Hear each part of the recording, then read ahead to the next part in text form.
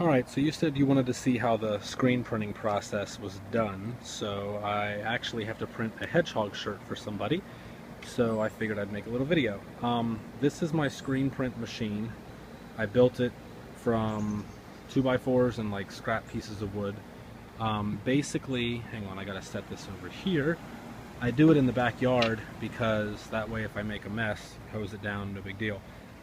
The actual screen print machine is basically like a board here that holds, this board goes between the shirt, the front and the back, so that the ink doesn't soak all the way through. But then basically you just center it on here like this, and then you get it kind of like positioned where you want it. And for the hedgehog design, since it's centered on the shirt, that's exactly what I'm going to do with it.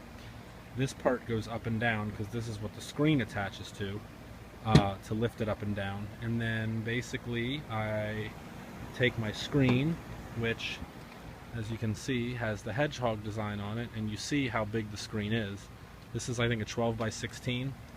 And basically what I'm going to do is I'm kind of looking at the shirt here, and I'm going to line it up about there so that it should be aligned to come out on the center of the shirt a little bit that way. Yeah, right about there. And then as you see here, I crank these down. Sorry, I gotta do this one-handed, it's really weird. And if you watch, as I crank this down, it's gonna lift that metal bar up. And that metal bar is what's gonna hold the screen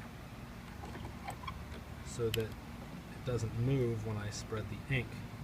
So now, you see, I can lift this up, and there's the shirt. So basically, I already put the ink in the screen because I didn't want to get ink all over my phone. But this is the squeegee. Basically, all I'm going to do is just spread the ink and then push it down nice and evenly. And then when it's done, lift it up, and there's the image.